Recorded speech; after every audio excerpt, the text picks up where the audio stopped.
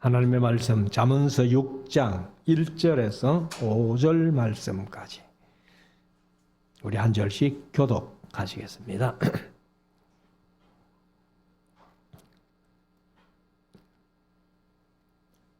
내 아들아, 네가 만일 이웃을 위하여 담보하며 타인을 위하여 보증하였으면 내 입의 말로 내가 얽혔으며 내 입의 말로 인하여 잡히게 되었느니라. 내 아들아, 내가 내 이웃의 손에 빠졌은즉 이같이 하라. 너는 곧 가서 겸손히 내 이웃에게 간구하여 스스로 구원하되 내 눈으로 잠들게 하지 말며 눈꺼풀로 감기게 하지 말고. 같이 읽읍시다.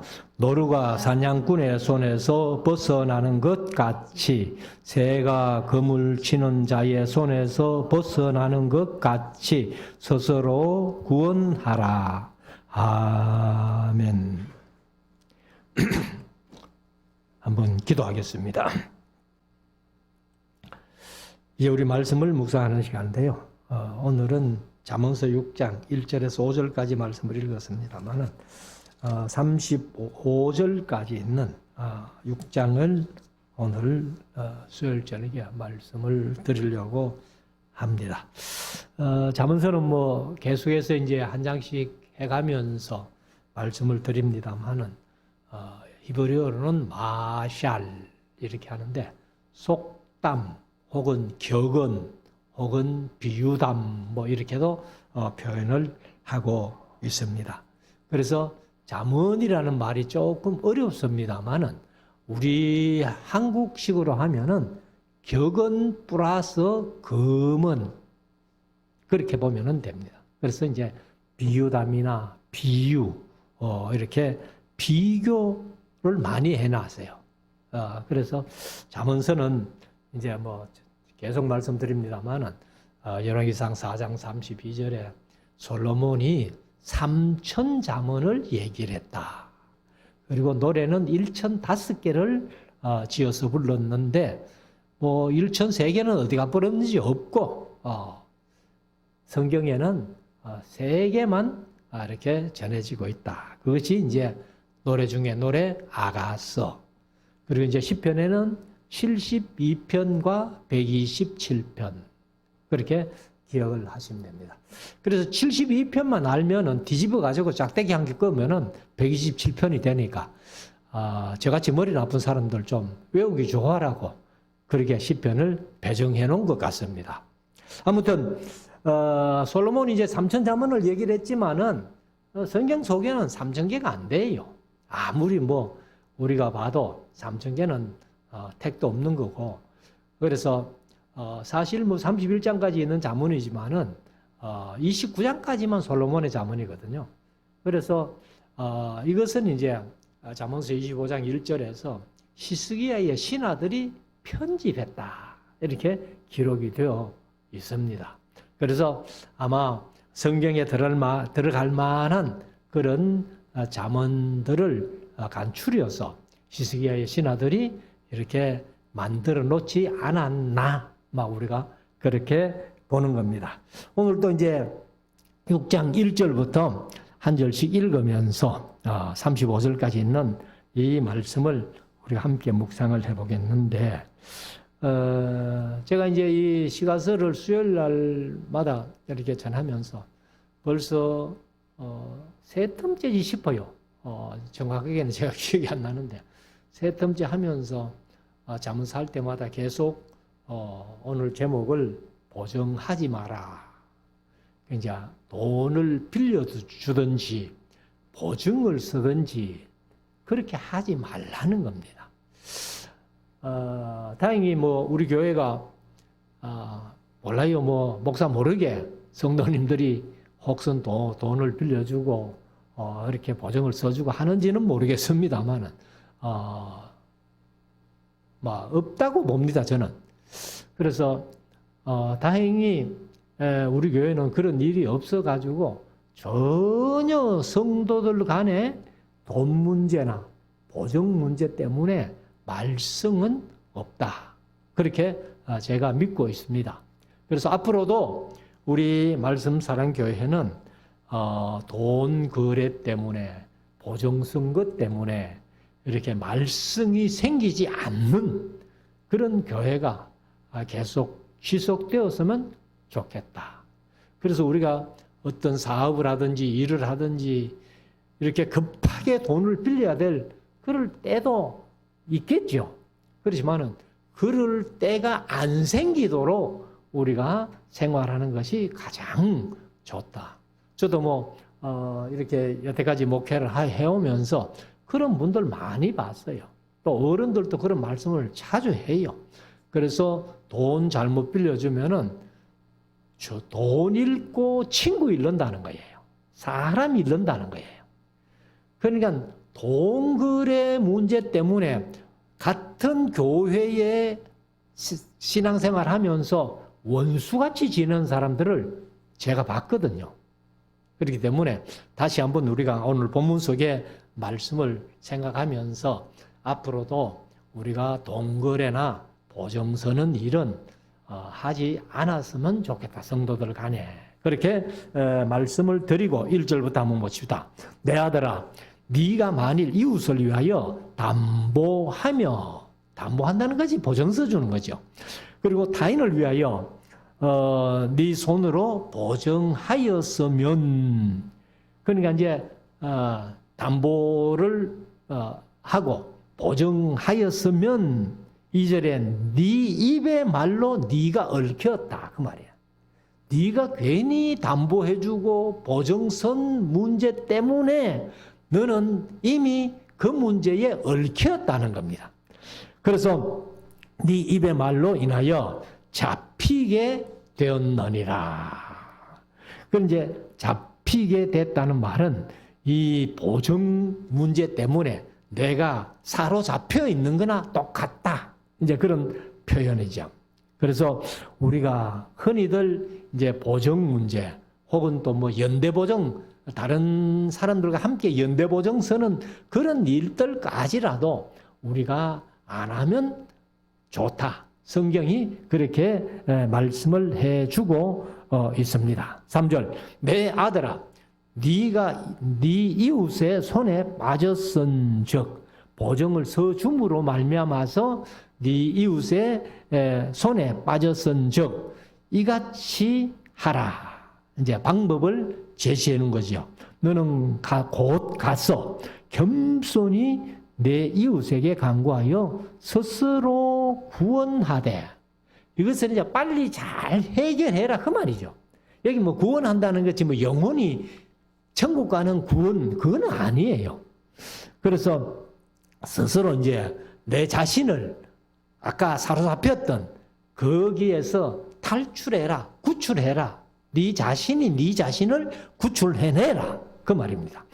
4절, 네 눈으로 잠들게 하지 말며 눈꺼풀로 감기게 하지 말고.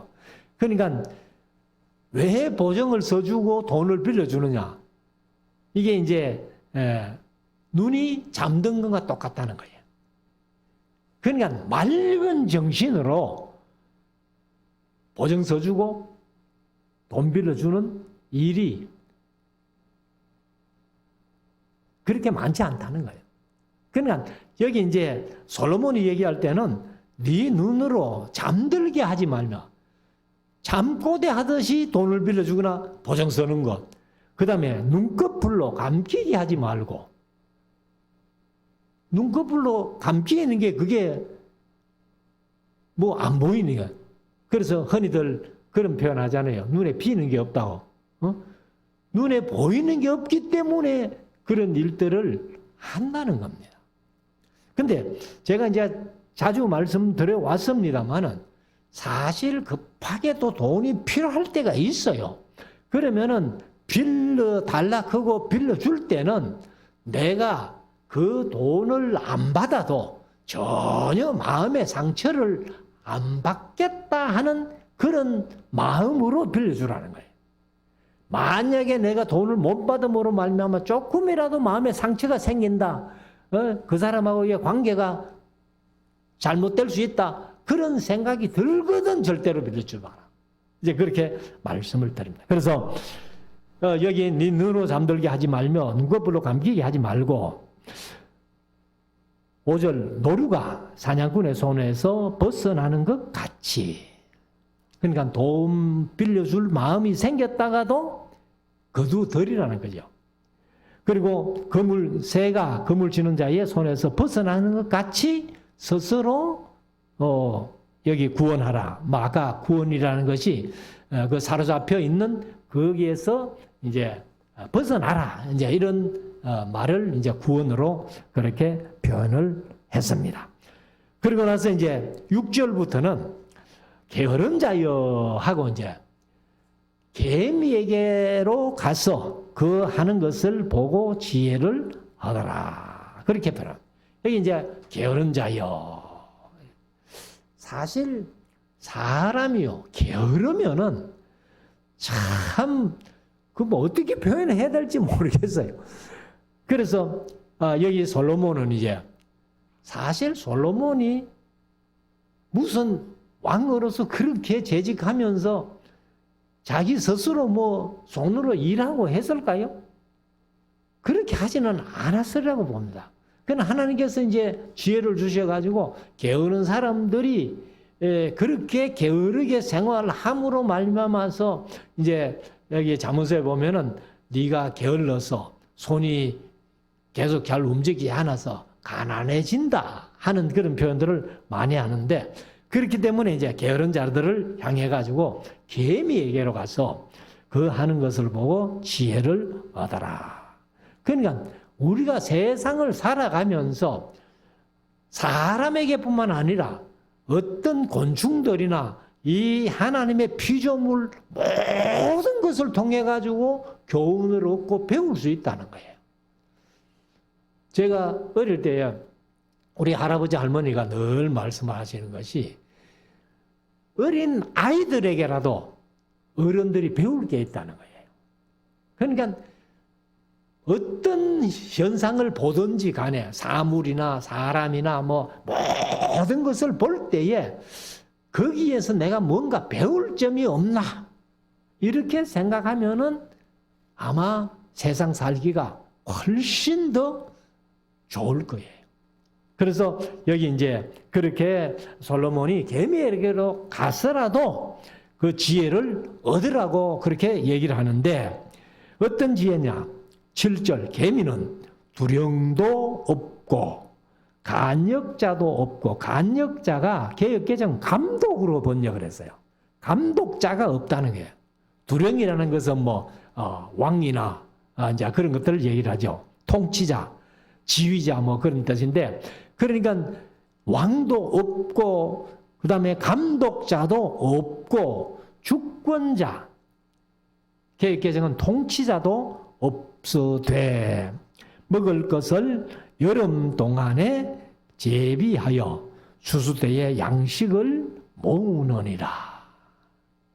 그래서 우리가 뭐 어릴 때 그 동화에 개미와 배짱이 뭐 그런 거 많이 들었잖아요. 그러니까 배짱이는 여름 내내 숲에서 이렇게 음악하고 놀고 준비 안 하고 개미는 여름 내내 그 더위에 열심히 준비했는데 겨울이 돼가지고 먹을 게 없으니까 배짱이가 개미집에 가가지고 먹을 것 좀 달라 뭐 그런 동화가 우리 어릴 때부터 있었잖아요. 그러니까 이 개미는 뭐 통치하는 사람도 없는데도 불구하고 그들이 합심해가지고 이렇게 이제 먹을 것을 계속 모으고 있다 하는 것을 얘기를 하죠. 9절 게으른 자여 네가 어느 때까지 눕겠느냐. 개역개정은 누워 있겠느냐. 그냥 아침에 해가 이만큼 떴는데도 아직도 안 일어나고 누워 있다면은 그 사람 보고 하는 얘기죠. 그래서 네가 어느 때에 잠이 깨어 일어나겠느냐. 좀 더 자자. 좀 더 졸자. 손을 모으고 좀 더 눕자 하면 이제 개역개정은 누워 있자 하면 그러니까 일나기 싫어가지고 일어나기 싫어서 뒹굴뒹굴 하다가 조금만 더 자지, 조금만 더 자지 하면서 그렇게 하는 사람들을 여기서는 얘기를 하고 있어요. 그러니까 이런 사람들은 한마디로 게으른 사람들이다 이렇게 표현하는 거예요. 그래서 게으른 자여, 게으른 자여 그렇게 계속해서 얘기를 하는 겁니다. 그래서 그렇게 좀 더 손을 모으고 눕자 하면 11절 네 빈궁이 강도같이 오며 사실 강도가 어떻게 와요? 알게 옵니까? 모르게 오잖아요. 그러니까 빈궁 게으른 사람이 좀 더 자자, 좀 더 눕자, 아이고 일어나기 싫은데 좀 더 자자 이렇게 하면은 그 많은 재물도 다 없어지고 빈궁이 강도같이 아무도 모르게 나도 모르게 그런 빈궁으로 치달은다는 거예요. 그러니까 이 이제 개미에게 가서 지혜를 얻으라는 것이 바로 이런 게으른 자들을 향해서 그렇게 솔로몬이 얘기를 하고 있습니다. 그리고 내 빈궁이 강도같이 오며 내 곰핍이 군사같이 이르리라. 여기 뭐 이제 빈궁이나 여기 곰핍이나 같은 말이에요. 곰핍도 보면은 마흐소우르 하는 히브리어인데 소용, 필요한 것, 부종, 결핍, 빈곤 그러니까 뭐 비슷한 말이에요. 그래서 빈궁이나 곰핍이나 그게 강도같이도 오고 군사같이 오는 건 어떻게 해요? 군차같이 확 몰려고 오듯이 그러니까 갑자기 망할 수 있다는 거예요. 그래서 여기 이제 11절까지 6절부터 11절까지는 게으른 인생을 이렇게 개미에게 가서 교훈을 얻어가지고 이제 지혜를 얻어서 그런 곰핍이나 빈궁 속에 들어가지 않도록 조심해라. 자, 그 말이죠. 자, 12절. 불량하고 악한 자는 그 행동에 괴율한 입을 벌리며. 그냥 불량한 거나 악한 거나 똑같죠, 뭐. 그러니까 이제 한마디로 말하면 악인은 그 말입니다. 악인은 그 행동에 괴율한 입을 벌이며, 괴율이 뭐냐 하면은 이렇게 슈터라는 히브리어인데 삐뚤어진 혹은 부정직한 혹은 사악한 이런 뜻을 가지고 있어요. 그러니까 악한 사람들은 입만 열면은 욕이 나오는 거예요. 근데 그런 사람들은 또 자기가 그렇게 욕해놓고도 욕인 줄을 모르는 사람들이 많습니다. 그래서 여기 이제 개역개정은 이 말씀을 뭐라고 번역을 했는가 하면 불량하고 악한 자는 굴어진 말을 하고 다니며. 그러니까 항상 부정적인 말, 삐딱한 말 이런 것들만 악한 사람들은 계속 한다는 거예요. 그래서 우리가 신앙 안에서는 모든 것을 항상 긍정적인 말, 긍정적인 마인드로 하는 것이 좋다. 13절 눈짓하며 발로 뜻을 보이며 손가락질로 알게 하며 그 마음의 패역을 품으며 항상 악을 꾀하여 다툼을 일으키는 자라. 그래서 이 이제 악한 자들, 불량하고 악한 사람들이 바로 13절에도 눈짓하며 발로 뜻을 보이며, 그러니까 입을 놔놓고 이런 거는 이제 완전히 사람을 무시하는 거예요.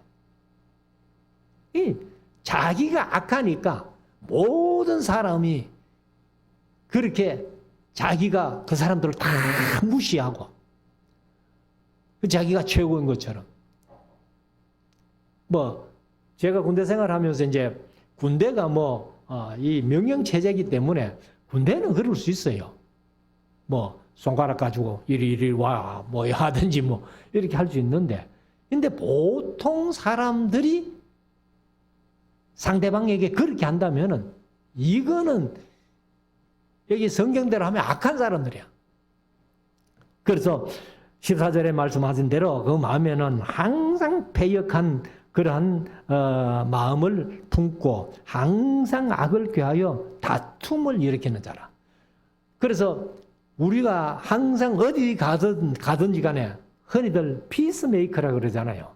그러니까 서로 화해하고 좋게 하는 그런 피스메이커가 돼야지 트러블 메이커가 되면 안 되잖아요. 사람끼리 서로 싸우고 막 치고받고 싸우지 않는다 할지라도 말로라도 막 서로 싸우는 그런 일들, 그게 안 좋다는 거죠. 그래서 15절에 가면은 그러므로 그 재앙이 누구에게? 악인들에게 그 재앙이 갑자기 임한즉 도움을 얻지 못하고 당장에 패망하느니라. 하나님께서 이렇게 세상을 창조하시고 사람들을 지으시고 세상을 살아가게 하셨는데, 하나님께서는 항상 구약성경 전체를 보면은 하나님이 진짜 원하는 게 뭐예요? 아모스서 5장 24절부터 보면은 내가 너희의 절기도 미워하고 너희의 성회도 미워하고 번제와 화목제 그리고 뭐 노래소리 비파소리 다 싫다 하시면서 내가 진정으로 원하는 게 공의를 물같이 정의를 하수같이 흘리는 거다, 이렇게 말씀을 하잖아요. 그러니까 이제 악인들은 결국은 다 이렇게 망한다 하는 것을 말씀을 하고 있습니다. 그리고 이제 16절부터는 아주 좀 재밌는 얘기를 하는데요. 여호와께서 미워하는 것이 몇 가지 있다, 이렇게 얘기를 하는데 한 6가지, 7가지 이렇게 된다는 겁니다. 16절 여호와의 미워하시는 것, 곧 그 마음에, 이제 하나님의 마음에 싫어하시는 것이 6, 7가지니 뭐 6개 내지 7개. 그래서 이것을 이제 개역 개정은 그 예일곱이니 이렇게 보여요. 예일곱. 예가 우리가 60이 예순 하잖아요. 그래서 예를 6으로 보는가 봐요. 그러니까 우리가 뭐 흔히들 3가지, 4가지 되는 거는 서너 가지 이렇게 하고, 그 다음에 5가지, 4개, 5가지는 너댓 개 하고 이렇게. 옛날 어른들이 뭐 그렇게 쓰시니까. 근데 요즘 젊은 사람들에게는 그런 말씀은 전혀 모르죠. 여기도 이제 계획 개정은 예일곱이니 이렇게 표현했는데 6, 7가지니 곧하고 이제 7개를 설명하는데 교만한 눈. 그러니까 하나님이 싫어하는 거라는 교만한 눈.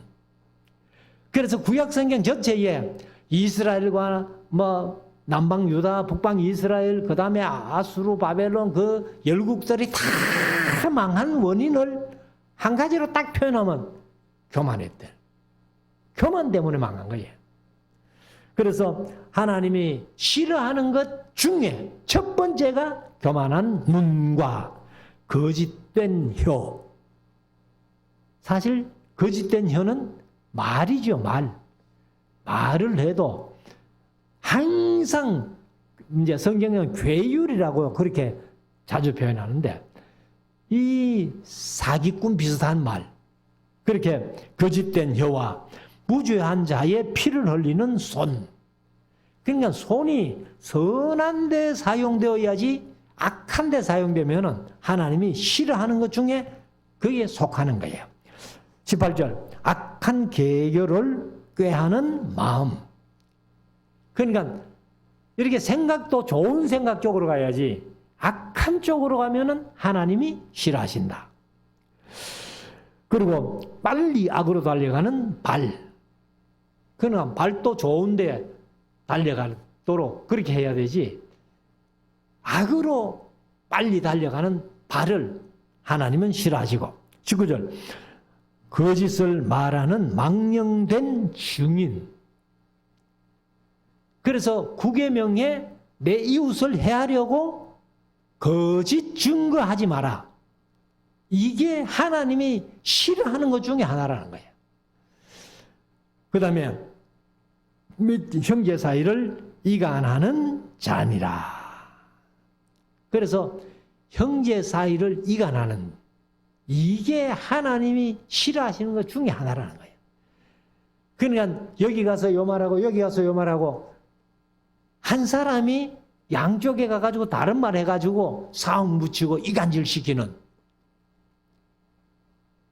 이게 단체 생활하는 교회 안에서도 이런 일이 상당히 많다는 겁니다.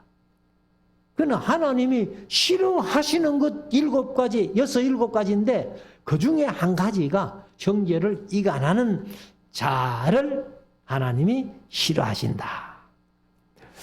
그래서 우리가 이제 형제를 이간하는 것, 이게 이제 남의 말을 하기를 좋아하는 것. 이게 이제 잠언서에 2번씩이나 똑같은 말이 나오는데, 그게 이제 잠언서 18장 8절하고 잠언서 26장 22절인데요. 제가 한번 읽어볼게요. 잠언서 18장 8절. 남의 말하기를 좋아하는 자의 말은 별식과 같아서, 아주 맛있는 별식과 같아가지고 뱃속 깊은 데로 내려가느니라. 잠언서 26장 22절. 남의 말하기를 좋아하는 자의 말은 별식과 같아서 뱃속 깊은 데로 내려가느니라. 똑같은 말을 2번씩이나 했어요. 잠언서 18장 8절에, 잠언서 26장 22절에. 그래서 괜히 어떤 사람에게 너무 지나친 칭찬을 해도 사람들은 좀 이게 질투가 나게 하는 거예요. 그렇기 때문에 남에게 말하는 것은 너무 지나친 칭찬도 안 좋다는 겁니다. 그래서 우리가 이 말씀을 기억하면서 절대로 우리는 성도들끼리 이렇게 말을 이리저리 옮겨가면서 사람들을 이간시키는 그런 일을 하는 자가 한 사람도 없도록 하나님이 싫어하는 것 중에 한 가지다. 그래서 20절에 내 아들아 내 아비의 명령을 지키며 내 어미의 법을 떠나지 말고. 사실은 여기 이제 명령이나 어미의 법 하면은 요즘으로 말하면은 성경 말씀입니다. 성경 말씀. 그러니까 이제 아빠 엄마가 자식 잘 되라고 교훈하는 거 아니에요. 그러니까 그걸 떠나지 말라는 거예요. 그리고 21절 그것을 항상 내 마음에 새기며. 우리는 하나님의 말씀을 마음속에 새겨야죠. 그러니까 부모들도 신앙으로 교훈하면은 자녀들이 그 말씀을 마음속에 새겨야 된다는 거예요. 그래서 사람마다 다 나쁜 점이 있고 부족한 점이 있지만은 좋은 점이 있으면은 서로가 그 좋은 점을 얘기를 하면서 그 교훈을 마음에 새겨가지고 그 교훈대로 살면은 큰 복이 있겠다. 22절 그것이 너의 다닐 때에 아버지의 말과 어머니의 법. 그러니까 아버지의 교훈과 어머니의 교훈인데 그것이 너의 다닐 때에 너를 인도하며. 우리는 사실 이제 이걸 신앙 안에서 본다면 하나님의 말씀을 우리가 항상 묵상하고 마음속에 새겨가지고 그 말씀대로 살아가면은 하나님의 말씀이 우리의 길을 인도해 준다. 그래서 시편 119편에 보면은 여호와의 말씀은 내 발의 등이요 내 길의 빛이라 그랬잖아요. 그건 항상 내가 가는 길을 비춰주는 이런 말씀이다. 이렇게 얘기를 하는데 그것이 너의 다닐 때에 너를 인도하며 너의 잘 때에 너를 보호하며 너의 깰 때에 너로 더불어 말하리니. 그러니까 다닐 때든지 잘 때에든지 깰 때에든지 이것이 신명기 6장 4절에서 9절까지 똑같잖아요. 너는 이것을 부지런히 가르치며, 이게 이제 쉐마, 우리가 주일마다 낭독하는,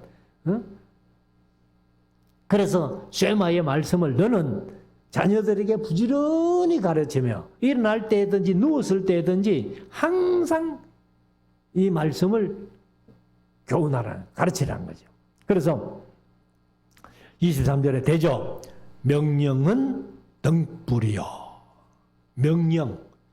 여기서는 이제 명령으로 번역했습니다만은 미추와 하는 말이 계명입니다. 계명, 명령 그 두 가지 뜻을 가지고 있는데 차라리 계명으로 번역했으면 안 좋겠나 싶은데 여기 명령으로 번역한 이유가 바로 아버지의 말이기 때문에, 아버지의 교훈이기 때문에 계명이라고 하지 아니하고 명령으로 번역해 놓은 거예요. 근데 이것이 이제 계명이라는 뜻도 있으니까 우리가 보기에는 차라리 계명으로 번역했으면 더 좋지 않겠나. 계명은 등불이요. 그러니까 여호와의 말씀이 내 길의 등이요 내 길의 빛이니이다 했으니까 이제 그래서 계명은 등불이요 이렇게 하는 게 더 좋을 것 같아요. 그 다음에 법은 빛이요. 역시 뭐 법도 말씀이니까 명령도 말씀이고 법도 말씀이니까 등불이고 빛이나 똑같은 거죠. 훈계의 책망은 고 생명의 길이라. 때로 이렇게 사람들이 어른들이 이제 책망을 할 때가 있잖아요. 젊은 사람들이 이렇게 뭐 잘못하면은 이렇게 책망하는 그것이 생명의 길이라는 거예요. 근데 요즘 어린 학생들이 요즘 뉴스에 이렇게 나온 데 보니까 70된 경비 아저씨를 중3 애들인가? 그래 폭행해가지고 뉴스에 뭐 떠들썩하게 나오던데 아무튼 이 젊은 사람들, 어린 사람들이 어른의 훈계를 잘 들으면 이게 생명의 길이 된다는 거예요. 근데 요즘은 어리다고요.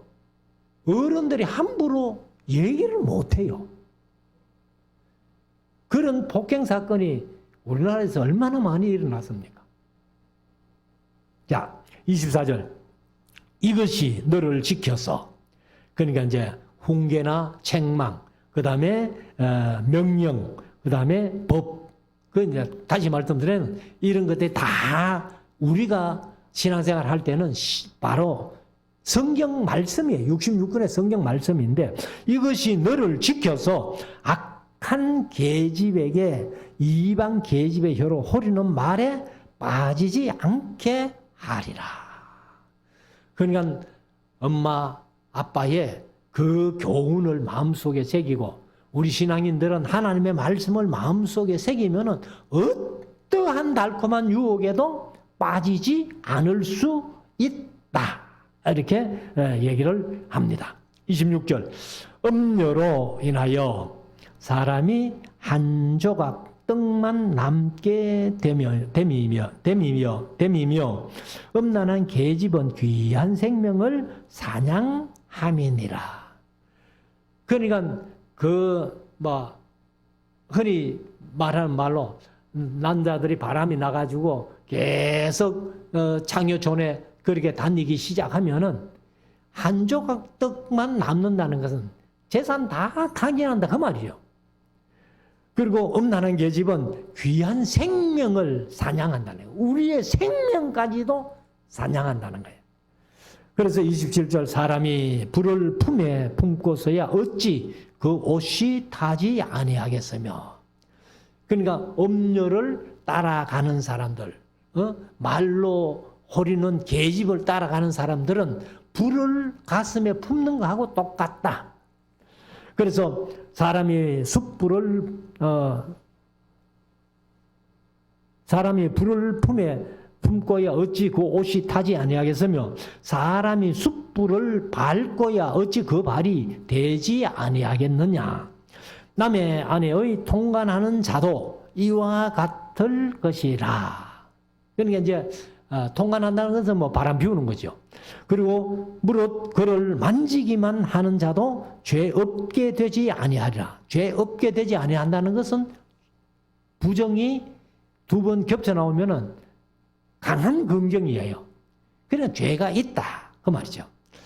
자, 30절. 도적이 만일 줄일 때에 배를 채우려고 도적질하면 사람이 그를 멸시치는 아니하려니와.